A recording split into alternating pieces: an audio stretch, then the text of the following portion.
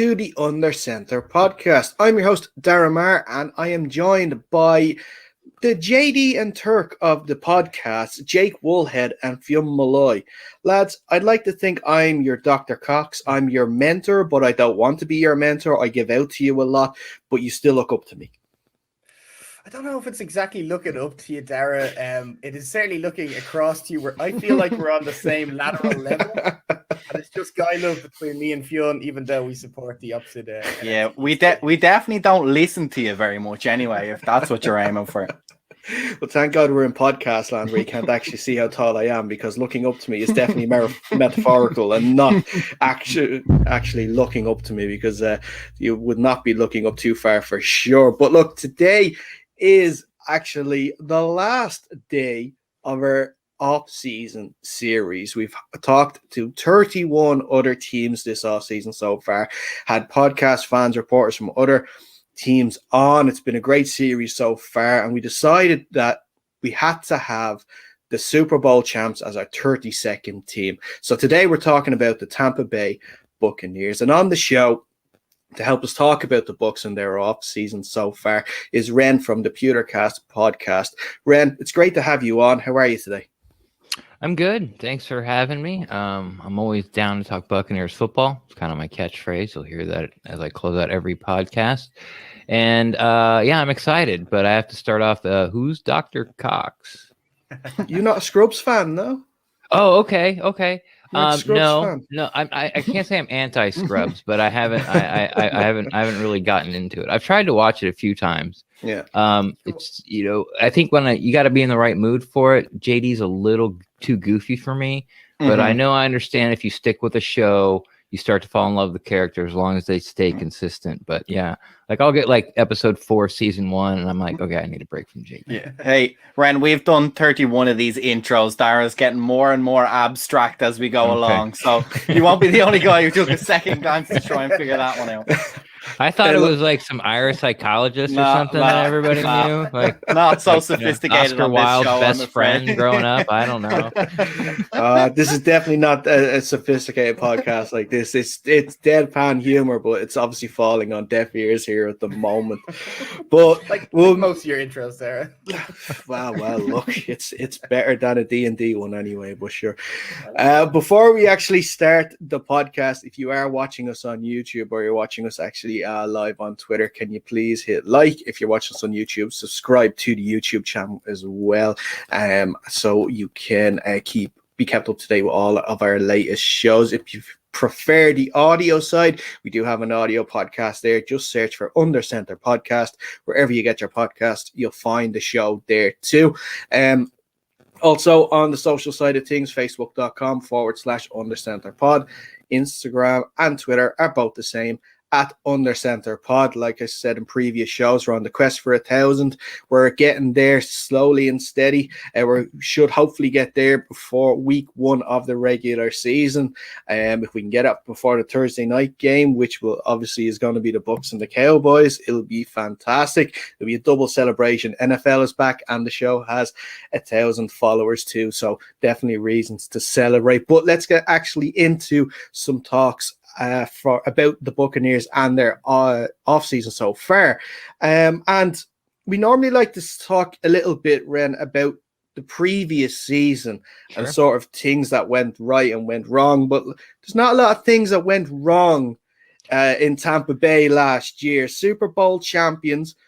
But I actually want to take it back to week 5 of the regular season last year. And that was the Thursday Seahawks week 5?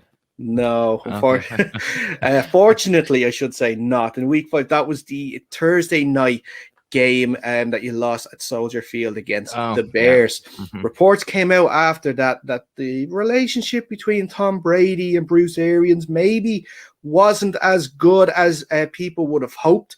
And maybe Arians would have been moved on, if not at the end of the season, at some point during it. But he stuck in there, the Super Bowl champs. But did you have sort of any doubts, especially after some of those early losses and some performances, that, okay, maybe this relationship isn't going to work out? No, I didn't. Now, I'm not poo-pooing on the idea that maybe there was some friction there between them.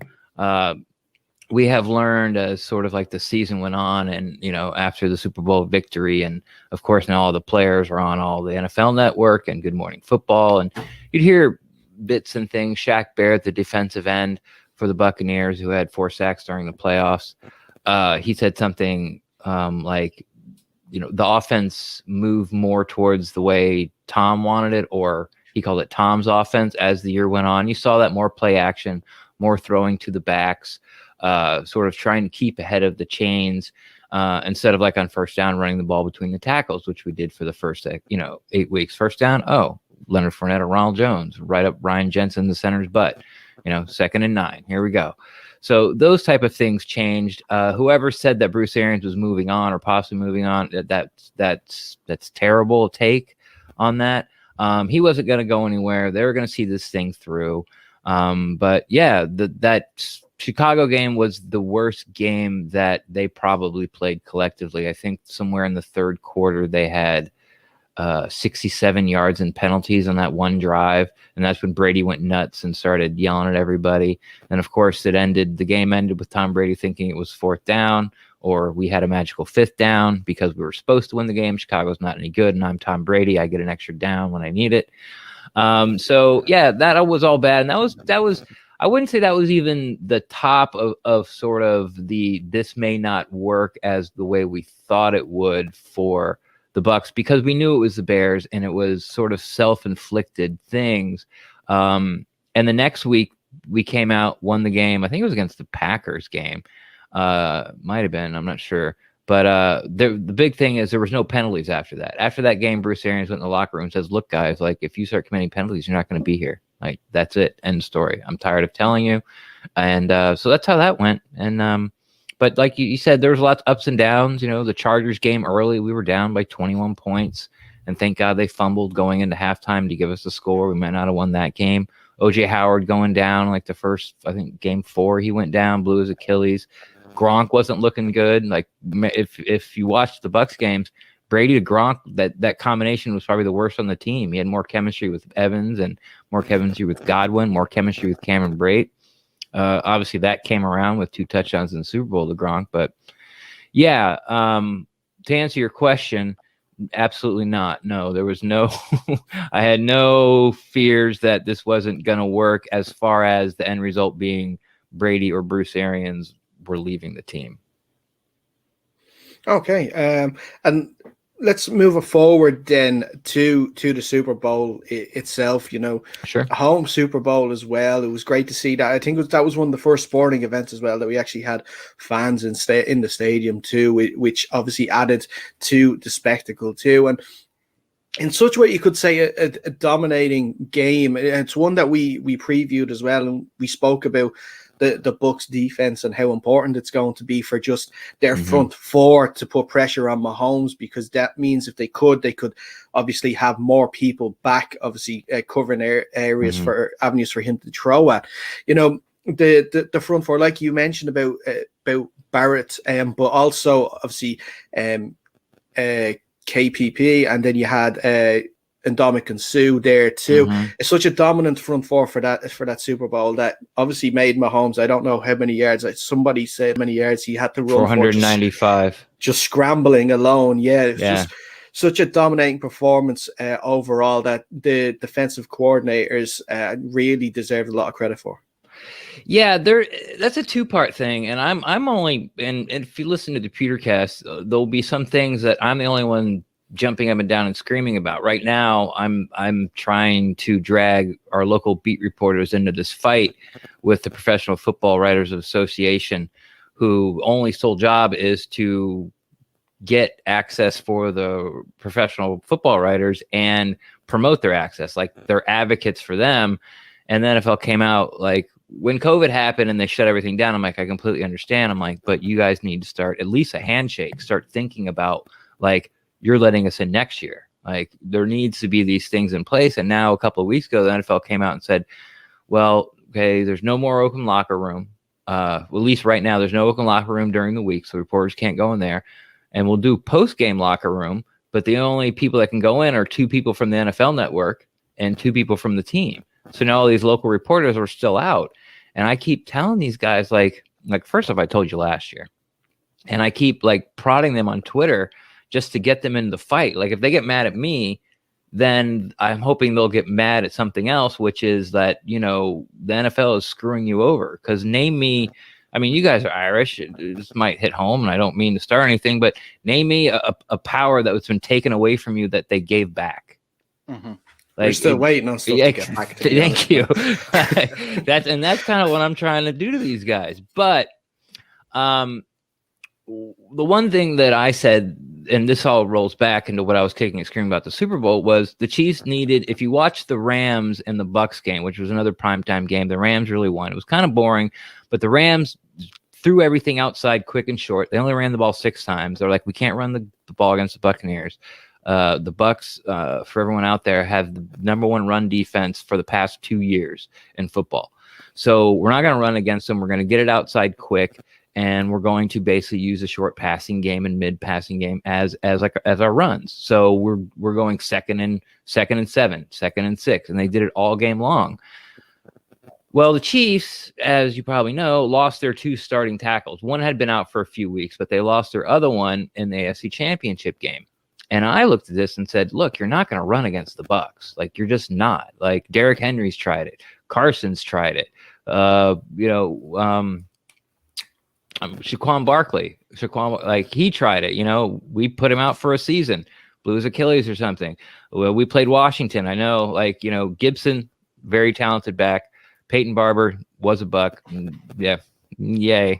So they didn't, they couldn't run the ball either. I mean, that was one of the gutsiest performance I've ever seen from your quarterback, Heineke? Yeah, Heineke. Yeah, that was such a gutsy performance. Ended up losing the game.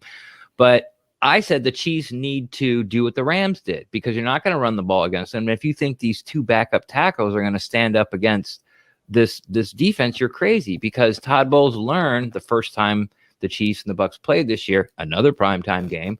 By the end of the first quarter, Tyreek Hill had like over 200 yards receiving and 2 touchdowns, because they played Carlton Davis, who, by the way, is a very, very good cornerback, top 10 easy, maybe top 5. But they put him against Tyreek Hill, and then he gave him a 7-yard cushion. So one of the fastest human beings on the earth, you're going to give him a 7-yard head start, and then you're going to try to turn around and start running with him. Bad idea, and it showed. And then after the first quarter, like, the Bucks stopped doing that, and the Chiefs had trouble scoring. Like, it only ended up being a 3-point game after being like a 21. It was like 14-0 in the blink of an eye. So the Bucks came in and said, we're not going to let Tyreek Hill beat us. We're going to double him, and the whole game is going to hinge on if Levante David, one of our inside linebackers, can cover Travis Kelce. And he did a fantastic, outstanding job. Kelce had a lot of catches, but if you go and look, they're all not for first downs. And Levante David had 2 pass breakups on 3rd down when Kelce was actually trying to make a reception for a first down, and Levante David broke that up twice. So that's where it hinged, and Andy Reid's stubbornness not to just try to run the ball and get the ball outside very quickly to his playmakers is really what sunk the Chiefs more than the Bucks pass rush. Because yes, the Bucks pass rush is very good. I'll add Vita Vea, the nose tackle, into that front 4. Will Golson's very underrated as a 3-tech. But you could have taken any of those playoff teams' front 4 or front 5, and they would have done the same thing to Patrick Mahomes, because Andy Reid just would not. He kept like 400. Patrick Mahomes, we said it. He scrambled for 495. He scrambled for 500 yards before he threw the ball during the game, because he kept trying to push the ball down the field. He was just say, we're going to do what we do. Our guys are better than your guys, but they're not. They just, and it's just because of the tackles, and that's really where the game hinged. And holding the Chiefs without a touchdown in the Super Bowl, it's like, I don't understand. I don't get it. And like, no one pregame talked about it. Everyone was picking the Chiefs, and maybe the Bucks can win if this happens. And I'm just sitting there going, like, am I crazy? Like, am I the only one who can see this? Like, am I right? Or like, I'm really gonna have egg on my face, or I'm going to be right. And I ended up being right. And I had, some of the local guys text me, privately. No shouts out on Twitter, but privately, like, you know what, you were right. Like, you were the only person I heard saying that, and you were absolutely right. And I was like, I appreciate it. Thank you very much. Ron, a quick question on last season. Were you a bit disappointed with Leonard Fournette and his output, given how prodigious he was with the Jaguars, or was it given that Ronald Darby was there, you weren't that Ronald Jones was there, you weren't that interested about what he was doing, and maybe it didn't really show up on your radar necessarily last season? I just want to get your opinion on it. Nah, I didn't. I wasn't excited about Leonard Fournette coming. I'll be honest with you. I know why they brought him in, because Ronald Jones can't catch. He just can't. I mean, obviously he can catch, but at an NFL level, as a guy that can swing out of the backfield on third down when you need the drive to go, he had 7 drops last year. Oddly enough, so did Leonard Fournette. So neither of them can really catch. Fournette's fine. I think people who really haven't sort of followed his career think he's a lot better than he is, because he had a lot of hype at LSU, but he also had a lot of injuries. He got to Jacksonville, really didn't do anything till this last year, where they threw him the ball like 90 times, and then, Ronald Jones was definitely becoming the lead guy in that backfield, and he hurt his hamstring. And then all of a sudden, playoff Lenny showed up that turned in Lombardi Lenny, and he had a great 4 or 5 game stretch where he kept making big play after big play after big play. But before that, the first 15, 16 games, he made one run against Carolina late to sort of seal it. It was like he scored it out on a heavy man front. There was like 10 guys in the box, and he took it to the house to sort of ice the game, late in the fourth. Besides that, it was like, okay, it's like, here's the hole, Lenny, and he cut the other way and get like 2 yards. We were doing, people, not only us, but other podcasts were doing whole film breakdowns. It was called "Where Are You Going, Lenny?" Like there was a hashtag going around. Like where are you going? Like there's the hole. So. But again, he turned it all around and came up. So it's gonna be. It's a great problem to have, because you got Fournette and you got Jones. I think Jones is the best. He's the most talented runner in that backfield. But then they went out and picked up Giovanni Bernard from the Bengals, he's the pros, been the Bengals forever. But you know what Leo Bernard can do? He can block and pick up the blitz, and he can catch the ball. And he's very good at both, and that's why he's there. He's the third down back. Yeah, for sure. Moving on to looking at the forthcoming season, I am just looking at the schedule before we came on air, and obviously you guys start like all Super Bowl champs do nowadays. You start on the Thursday Night Football at home to the Cowboys. Interestingly, 4 of the last 6 games are going to be divisional games, including 2 games against the Panthers. You got your Week 9 bye, so a nice one right in the middle of the season. And then also probably the biggest game, probably will be the most talked about game of the season, especially leading up to it. Week 4, return of Tom Brady to Foxborough to face the New England Patriots and Bill Belichick. Are you happy with the schedule overall? Yeah, I mean, as a Bucs fan, we would get screwed year after year after year. We just would. And you know why? Because no one cared about the Bucs. And it was just something that you get mad about on Twitter for a couple of days. But our bye week would be like the first week you have a bye week is week 4. Our bye week would be week 4, 5, or 6 every single year. There was one year where we didn't, and it wasn't too long ago. I think it was Dirk Cutter's last year, maybe Jameis's 3rd year, maybe 4th year. We didn't play a whole game at home for a month. It was a little quirky. One was a bye, and one of the home games during that month we were in London. That's the game where Jameis Winston threw 5 interceptions. We had 6 turnovers against the Panthers. But there was no home game in Ray J for a month. And of course, even if you took out the England game, we flew the most than anybody else, if you had to take out the Panthers England game too, than anybody else. So our bye week was week 4. The year before that, we didn't get a bye week because of a hurricane. They moved our Miami game to the bye week.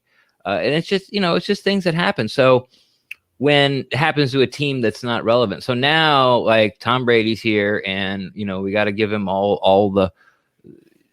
he gets the primetime games, he gets the big games, and he gets the good bye week. And we're being treated like the Salt Lake, we're being treated like the Packers or the Steelers or no one in the NFC East is any good. So, I don't know. So- the Cowboys get a lot of love, even though they're not very good. well, it's because they have 9 million followers on Twitter and they That's- buy a lot of yeah. merch. They make a Yeah. lot of noise. Yeah.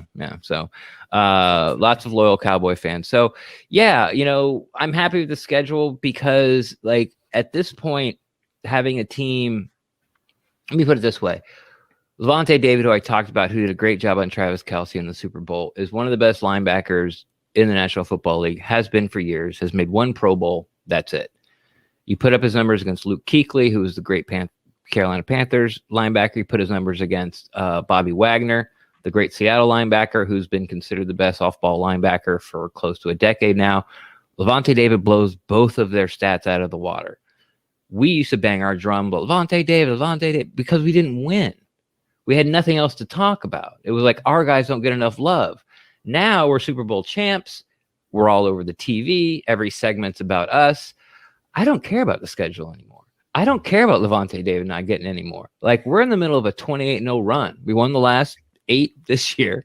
We're going to win 20 more in a row. That's what I'm talking about. So, yes, the schedule's nice, but I think it's more of a product of winning and being a relevant team than it is really anything else. Mm-hmm. And Ren, the division, where do you see the challenge coming, or do you fully expect the Bucs to sail pretty easily into the playoffs this season? I don't want to say. I think the Bucs will sail into the playoffs pretty easily. As far as winning the division, there's lots of mystery with all the other teams. Now, Sean Payton, head coach of the New Orleans Saints, he's a voodoo master. Some way, somehow, he's going to win 10, 11 games. I don't care who his quarterback is. Drew Brees missed, what did he miss? 9 games the past 2 years. He went 8-1. So he can win without Drew Brees. And none of those games were with Jameis Winston at quarterback, by the way. So, there could be some stumbling steps there. The Panthers with Sam Darnold, they have a good offense. They've poured a ton of resources in their defense the past 2 years. They're young. Their coach is a master at rebuilding programs. Matt Rule rebuilt Baylor like in 2 years after, it fell to pieces. He also rebuilt Temple in 2 years. So I understand college and pro, it's a little bit different, but he has a track record to do that. And Atlanta's offense is very scary, even without Julio Jones. And they've made a lot of change on defense, and it's kind of we'll have to see. Same and with the Saints as well. Like, they've had to let some of these guys they absolutely wanted for their defense because of their salary cap issues because of Drew Brees, and they keep pushing it down the line, and now it's time to pay the piper. But they have guys in the pipeline. They're just unproven. So if they play like rookies or, guys that are just starting, then, the Saints may end up only winning 8-9 games. But the Saints is a tier 1 coaching staff. They're excellent. So you think that they could at least salvage some type of season being greater than the sum of their parts. But I don't think anybody in the NFC South is going to make a serious playoff run besides the Buccaneers. So do I think they're going to win the division? Yes. Is it going to be easy? Probably not. You're going to lose some games you don't think you're going to lose, even though I just said we're in the middle of 28-0 run. Atlanta's going to win some games you didn't think they were. Panthers could be better. The Saints could be better. But yeah, I think the Bucs are just going to, it's not if we make the playoffs, it's going to be like, what week are we going to clinch a playoff berth? Mm-hmm. Is it, sorry, Jake, I was just going to say there, is it realistic to aim for the number 1 seed next season? Yeah, for sure. I'd have to, or we'd be in a 21-0 run, or 29-0 run, because the whole thing about going 28-0 is you get the bye. And if you're undefeated at the end of the season, 17-0, you're going to get the bye. So yeah, I mean, no one's going to say it. No one's going to be like, hey, team comes together first day. We're shooting for the number 1 spot. We're shooting for a bye week for the playoffs, because if it doesn't happen, you're in the playoffs, but it seems like your season's a failure. But secretly, that's the shot. Everybody wants to do that, though, right? I mean, every team's shooting for the playoffs, and okay, where do you want to be in the playoffs? Well, we'd like that first week off. I mean, everyone's shooting for it, so I wouldn't say it's out of the realm to say that they're shooting for it, but it's not going to be anywhere near their focus or sort of like the rallying cry or mantra for the year. I don't think the Giants are shooting for it. Giants are always shooting for the stars. Don't you worry. And the way the NFC East works, we'll probably end up on top this year because we don't have. 6 and 11. It won't be number one seed in the NFC anyway. That's for sure. No. I'll take a division win. I'll take a couple of division wins and a division title. I'll do all that. Ren, I just want to take you to the draft this year, and obviously. With your first round pick, you picked the linebacker Joe Tryon, and the guy that I actually really want to talk about is Kyle Trask. You took with your second round pick. Sure, that's who I'm interested to get your opinion on. Like, is it a good pick for the Bucs? Do you think he's going to sit behind Tom Brady and learn a few things and then start the following year, or where do you think the Bucs are going with that pick? Well, they've been looking at a quarterback for the past two drafts. Even when they when it was sort of undecided. Well, yeah, they did. They had Tom Brady last year. The draft just didn't fall to him. So, this year, Kyle Trask, even though he's the University of Florida quarterback, he's very polarizing in the Bucs sort of fan base. And I base this all off Twitter and just my Twitter feed. So take that for what it's worth. It's kind of like, it's almost like an echo chamber. But it's very split. Some of it's because a lot of Buck fans are FSU fans. Some of it is because a lot of Buck fans understand that Kyle Trask, there's lots of question marks there. What I think the Bucs' plan is what they like about him. I'll start there. They like about him that he can read a defense, that he's a quick decision maker, and he gets rid of the ball. And when he does, it's accurate. That's what they like about him. What they don't like about him is when he comes off from half the field and goes to the other half the field, he doesn't reset his feet and get it, and throw the ball properly. And that's where the talk of a weak arm comes in.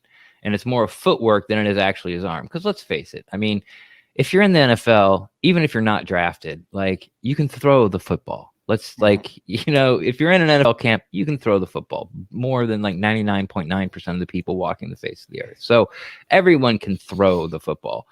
It's about getting it out there in a quick enough time on sort of like the long 20-yard dig outs or, from far hash to the other sidelines where you can get it there before the cornerback has a chance to break and undercut the receiver and take it all the way back to the house. So those are the things that people are worried about. The Bucs, I told you what they like about him. Is he in the plans to replace Tom Brady? Absolutely. Who's also in the plans to replace Tom Brady is Blaine Gabbert. BA loves Blaine Gabbert. He thinks he actually said this, and I spit out my drink. He said he's the most underrated player in NFL history. Yeah, exactly. Yeah. Everyone went, okay, Bruce. All right. So you like the guy. That's good. Let's calm down. Was he asked this question directly after winning the Super Bowl while he was probably still drinking? No. No? But the Okay. answer, but when is Bruce Arians not drinking?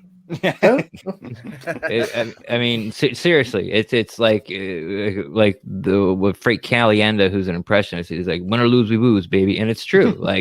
If after the game Bruce Arians pops open the trunk of his car and a few friends come over and they sit there and they drink Crown Royal for a couple hours and talk shop and whatever, like he's a drinker. He loves to drink. So, Blaine Gabbert, the team likes him as well. And if you've seen Blaine Gabbert up close, which of course none of you have, I don't think, he looks the part of an NFL quarterback. I mean, he looks like a Greek statue. He's like 6'4", blonde, long hair like Thor, golden brown, can throw the ball a mile. So you get it.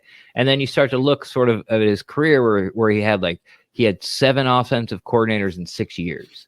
So he never even got to stay more than 1 year in a system. And we saw Tom Brady struggle through like the first even 10, maybe 11 games in his first time, learning a new offense since his rookie year. So you can kind of understand where that is.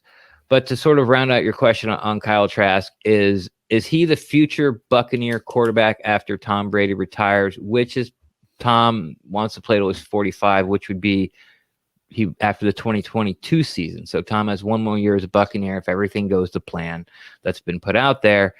And then Kyle Trask to take over. Sure, that's the plan. Are they married to it? Absolutely not. You know, they like some of his traits. They like what he can do. They think he can run BA's offense. But by the time he's ready to play, is BA the head coach? Is the offense the same? We got a guy that wants to do more RPOs because Trask can't do that. So, you know, that's why he's there. They needed to get somebody in the pipeline. They needed to get somebody a little younger, and they like him, so they took him. Ren, for the more immediate future, obviously last season, Tom Brady came in. There didn't have any preseason workouts, no mini camps, none of that stuff. This season, he has had all that. He's had his guys around him. Obviously, famously, he was organizing practices and stuff in local high schools and that kind of thing. But they've had the full organized preseason this season. Right. How do you expect the offense to look, or do you expect it to change at all, given that towards the end, like you mentioned, all the players were kind of calling it Tom's offense? It really sounded like he had it the way he really liked it. So do you expect it to look broadly similar to what we saw last season?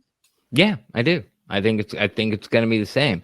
The only thing that really changed, you know, and I want to say it's Tom's offense, and I don't want to say this is like the Patriots offense, because they still do push the ball down the field a lot more than Sean. What the hell is his name? Anyway, McDaniels. Josh McDaniels. Yeah, with New England. So it's the sort of like in between the splash plays. Instead of like, oh, first down, let's throw it for 30 yards. Second down, let's throw it for 30 yards. Third down, let's throw it down the field for 30 yards. Like, well, if we get one of them, we're in business. So it's more of a methodical way to sort of march down the field. But, you know, people are talking about, and I know I'm a Bucs fan, but people are like, you know, like the word like best offense ever, most high scoring offense ever. Like these things are being thrown around. You just got to look at their rooms. Like the running back room is Leonard Fournette, Ronald Jones, who maybe a lot of people don't know about, but I think he's underrated. But to be fair, he had an atrocious rookie year. Really started to come around last year. Again, he's the most talented runner in the room. And then you have like an 8-year vet in J.R. Bernard, whose best traits are picking up the blitz, blocking, and catching the ball. You go to the tight end room, you got Rob Gronkowski. You have O.J. Howard, who can't stay healthy. He's been injured every single year. But I was going on record saying that in this offense, O.J. Howard was going to be the guy that broke out. He was going to be the guy that was uncoverable. And he looked like that through the first 3 or 4 games where he blew his Achilles. So, and then you got Cameron Brate, who just keeps taking pay cut after pay cut because I guess he doesn't want to move. You know, they signed him for $9 million, comes back, hey, we're gonna give you 6, and then he comes back like, how about 2? I mean, he's dumped about $11 million back into the Buccaneers salary cap because he likes Tampa, but he's got great hands. Never drops the ball, always where he's supposed to be. He's not really going to run away from anybody, but he's get enough separation, and that's your third string, you know, tight end. Our third string, our fourth string running back is a guy they drafted in the 3rd round 2 years ago. The offensive line, Tristan Wirfs, if you're paying attention to NFL, maybe the best right tackle after his rookie year, probably was the best right tackle in the league. Alex Kappa, who's the right guard. There's this incentive thing for rookies that the NFL does where you're kind of plugged into this algorithm and it tells you if you've outplayed your contract enough to get paid. Alex Kappa made the most money when plugged in that algorithm. When they plugged everybody on the rookie contract in that algorithm and it spit out, this person needs to be paid this much money. At the top of the list, making the most money was Alex Kappa. Ryan Jensen was a big free agent signing a couple of years ago at center. Had a bad year when Bruce Arians' coaching staff got here, which is another tier 1 coaching staff. I really can't talk enough about how good they are. He skyrocketed. Some people think he's the best center in football. Ali Marpet, another very underrated player who's a top 5 guard in the NFL, but just hasn't got his accolades yet. And then Donovan Smith, who Buck fans have been banging on forever, and I get it. He's inconsistent. He's up and down. But since BA's team has gotten here, had his 2 best years, and he continues to improve. People like PFF just came out and put the Bucs offensive line in top 5. I mean, oh yeah, wide receivers: Mike Evans, Chris Godwin. Oh, you got Antonio Brown. Oh yeah, Tyler Johnson, by the way, which we drafted, in the third or fourth round or fifth round, actually. We didn't have a fourth rounder that year. We used it to get Gronkowski. He made plays during the playoffs. Can't get on the field. Scotty Miller, remember that big touchdown against Green Bay? He did the same thing against Vegas. He can't get on the field. And so tell me where the weakness is on this offense, and tell me how they're not going to score 30 points a game. Tom Brady's not going to turn the ball over. Who's going to drop it. Who's going to, really, and then, things will happen. People will get injured and all that kind of stuff, and all that could possible. And I could be absolutely wrong, but if you're going to lay a bet that the Buccaneers offense averages 30 points a game, are you going to bet the over or the under? Mm-hmm. Yeah. I always bet the over anyway. Doesn't matter the team. I'll always bet the over. We want to see exciting football. I like to see exciting football for sure. But I actually, Ren, before we let you go, I want to ask about actually the ownership and the Glazer family. Oh, here we go. Because over here, obviously, we have close. I'm very interested in how they're viewed over there. Yeah, we have close ties to the UK, and obviously they own Manchester United Football Club over in Manchester. And we saw there a couple of months ago that there was a big protest movement against the Glazer family, including one day storming the stadium and having a match to be cancelled just because of how this was over the Super League, right? It was over the Super League, exactly. Yeah, yeah. So and look, I am a Man United fan as well, so I've sort of been paying close attention to the Glazers' ownership since 2005, and this is probably the first time fans have really made a big effort to sort of try and force their hand a little bit. Sure. So they're kind of seeing poorly there. How is the family seen over in Tampa? Probably, obviously, right now everything is rosy, but before this past season, how had things been with the Glazers and the Tampa Bay Buccaneers? Well, let me say this first: that the way that the Glazers are visible and active I don't know how they are active in the community for Manchester United.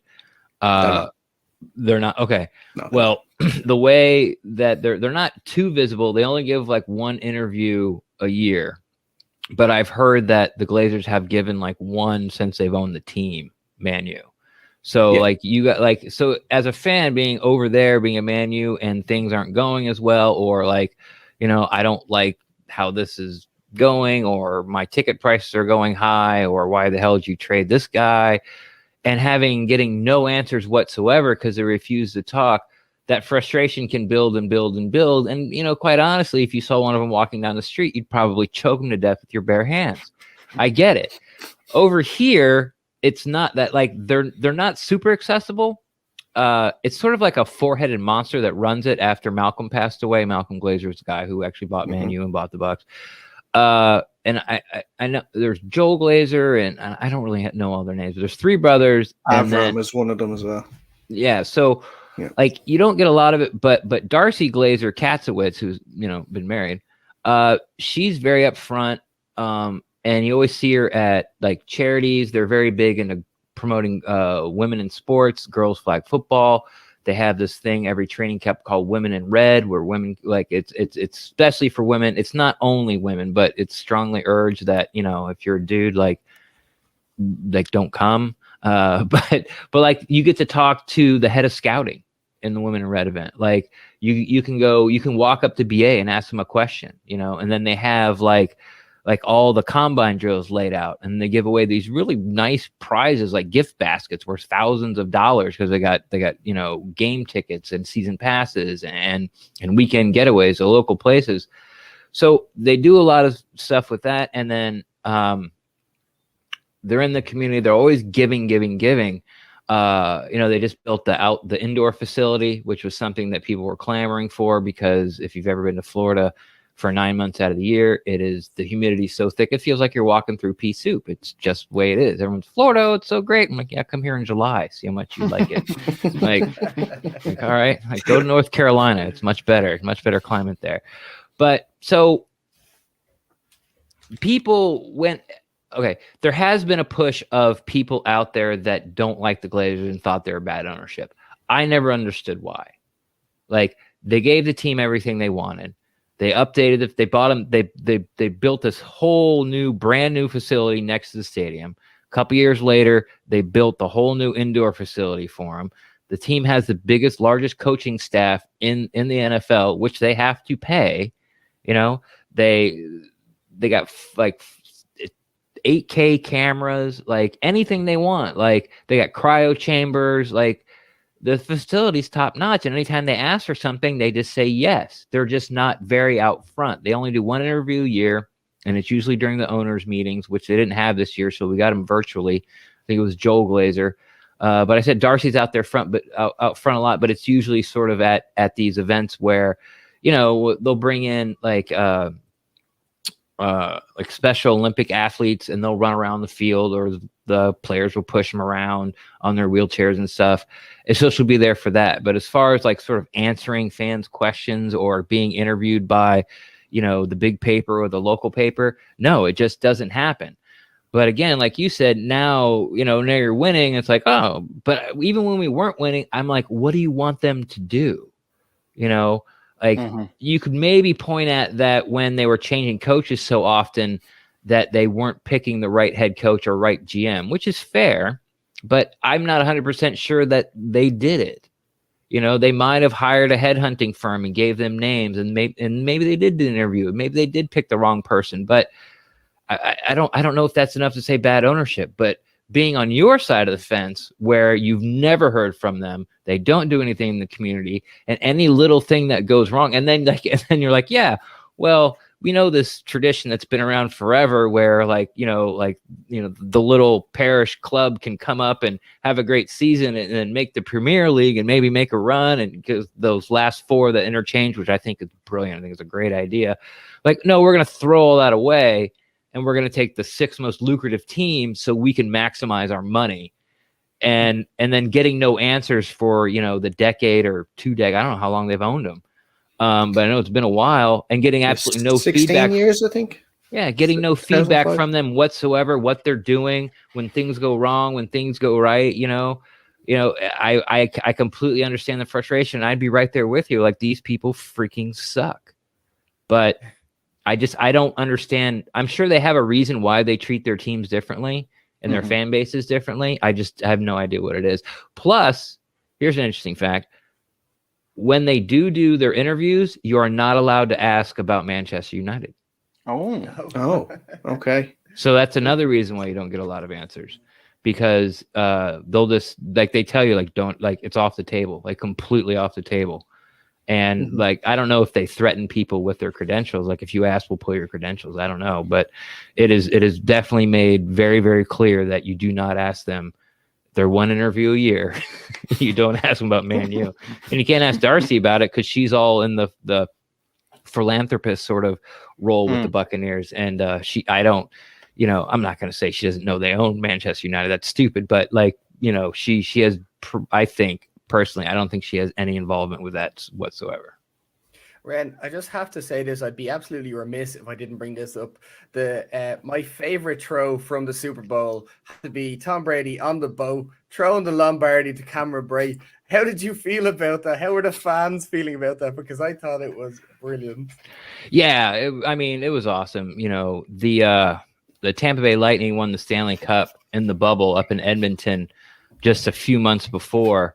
And we're in the middle of COVID, and everyone's like, what are we gonna do for parade? Like, I mean, come on. I mean, you know, like, you don't win this every year. This is something special. So they came up with this sort of boat parade, which was, a lot of the players were like on jet skis, and there'd be like 2 hockey players on a jet ski, and when they'd ski around and they'd go up, and, you know, there's just, the Tampa River kind of goes, I guess, south for a while, and then makes almost like a U-turn, and then flows back up north, and that stretch is about 2-3 miles long.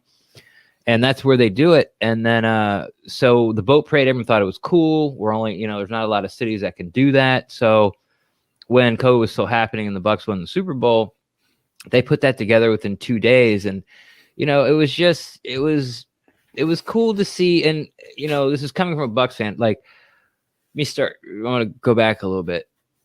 When we signed Tom Brady, or say the Buccaneers Tom Brady, the PewderCast had on a beat reporter from the Patriots. We had him on. It's kind of like, okay, what are we getting into here? You know, like you've followed this guy for like 5 years, been there every day at practice, ask him questions. And he starts out and he goes, before I start, I just want you to know that it's my honor and privilege for 5 years just to ask questions to Tom Brady. And I'm like, what the fuck? Like, what? Like, you're a reporter. Like, what are you doing saying that it was your honor and privilege just to ask him? Like, what? Huh? Now, 1 year with Tom Brady, not 21, I can kind of understand where he's coming from. Like, you know, that like when people say he deflates balls, you know, Deflategate, and the whole fan base comes out and goes, you leave Tom alone or we'll kill you. And I get it. I get it, because this guy, he's clutch. He comes through every time. So I get that. So seeing Tom sort of not interview Tom Brady, because he watches interviews, they're terrible. They're just god awful. I fully expect him to start doing a watch commercial next interview. Like, oh yeah, well, you know, on that pass, I thought, well, let's see, what time is it? Oh, have you seen my Invictus watch? Because if you follow his Instagram, like he's with this watch company, he promotes it all the time. But, you know, sort of let Tom let his guard down. And then when the video showing him of like the third string quarterback holding him up because he was he's drunk, locked coming off and he's like, rah! It's like, yes, Tom, yes, you're human. You know, it's like, you know, like my girl, like, you know, I think was it Angelina Jolie? Angelina Jolie was on like a talk show a long time ago, and you know, she's like super sexy all the time, and her, you know, she always got duck lips on, and my girl looks like TV and goes like, calm down and have a goddamn fudgesicle. Like, seriously, like why do you gotta be like that all the time? And I think that was sort of in the same vein. It was really nice to see Tom, like, you know, and if you saw the video, his daughter's like, Daddy, no. And he's like, rah, rah. He obviously so, had fudgesicles himself. Yeah. So it was, so Tom Brady had a bunch of fudgesicles that had tequila in them, like, apparently. So yeah, it was great. The whole boat parade was great. I didn't go. I watched it live on a few different streams. Like, of course, all the reporters were live streaming from their phones, and then a lot of the players were on Instagram live streaming it. So you got to be inside on the boats, and you know, everyone's taking shots. Like the offensive line took a shot with the mayor, you know, and BA actually tossed the Lombardi to Tom's boat in the first place. Much shorter pass, but yeah, it's just something that's special that not a lot of cities can do. And you know, watching Tom unwind, and I know it's not him that does his social media, but whoever he has hired to do that, like, they're really, really good at it. And it's the whole thing's just fun. But, you know, winning's fun. So I'm not going to, you know, Tom Brady's fine. You know, like, he's great. So, yeah, he's got a lot of supporters. So, yeah, that was a good day. It was a good day. Yeah, I think the Sun has definitely agreed with Tom. He's definitely not the sort of robot Tom Brady he was there in New England, especially I think with the match, I think that's what they call it, the one that he's doing with Bryson DeChambeau and Phil Mickelson and Aaron Rodgers, the little pre-match video link up they had, just taking shots at Aaron Rodgers throughout the whole thing as well. It's just, he's just having a great time at the moment. He's just loving life there in Tampa Bay. Yeah, it's good to see, and I hope that New England fans are happy for Tom, and I hope they're enjoying sort of like seeing this side of Tom. You know, it has nothing to do with me or the Bucks or Florida or that New England's bad or Belichick. Well, probably it is Belichick, but you know, like, for them getting to have Tom all to themselves for those years, I just hope they can, you know, that they're also appreciating and you know, joining in on the fun of Tom being able to sort of like be Tom more often than he's allowed to or used to or felt comfortable doing. For sure. Well, we're going to wrap things up here, Ren. Thank you so much for taking the time to speak to us today. But before we let you go, where can people find your podcast and your socials? That's a great question. I'm at the PewderCast on Twitter. I think we have a Facebook page, but I hate Facebook. I think it's stupid. It's dumb. It's a monopoly. So I don't go on Facebook anymore, so don't look for us there. The best place to find us is on Twitter at the PewderCast. You can find me at Rendax on Twitter, but I've also sort of abandoned that because I'm fully on the PewderCast. But you should be able to find the PewderCast, our podcast, on all the major podcast networks. Plus, we have YouTube channels. Type in the PewderCast. It looks a lot like you're looking at now. It's guys, we're talking, Buccaneers football. Right now, our most recent ones, we were checking in with the other NFC South team. So we talked like you guys. We went and got, found some newspaper reporters and some beat reporters and some TV reporters and brought them on and said, okay, last season ended. What happened? Who'd you bring in? Who'd you lose? Who'd you draft? What's the outcome? So yeah, we all kind of do the same stuff. But yeah, if you want to talk to me and if you have any questions, and you don't want to put it out there on Twitter, feel free to slide into my DMs because I can talk Buccaneers football with you there as well too. Excellent stuff. Thanks so much for taking the time to speak to us again, Ren. Really appreciate it. Hopefully we'll have you on again, if not before the season, definitely at some point during it. Yeah, anytime, man. Like I love talking Buccaneers football, and honestly, I'm a little disappointed this is over. There's no more questions. Like nothing. No. We could probably go on for another few hours, but I don't have a Joe Rogan style podcast here now. I can't go for 2-3 hours. We'll put that in the uncut version maybe later on. Behind the scenes, we'll put it behind like a Patreon or something like that. We'll do. There you go. If we can do it in the future. But before we go, guys, if you haven't already, if you're watching us on YouTube, please like this video and subscribe to the Under Center podcast there. If you're watching us on Twitter at the Under Center Pod, make sure you're following us there too. Instagram at Under Center Pod as well. Facebook.com/Under Center Pod. Also, the audio version of the show will be available wherever you want to listen to your podcast. So just search Under Center Podcast. You'll find us there. But that is all the time we have for on this show. Jake and Fionn, thank you as always. Thank you. Thanks a lot. We'll be back soon. Obviously, we won't be talking about off-season teams anymore. We'll probably be looking ahead to mini camps and maybe doing our way too early, probably record predictions soon as well. And we'll probably look back at that fondly when we're halfway through the year. But that's all the time we have for in this show. Thanks for watching.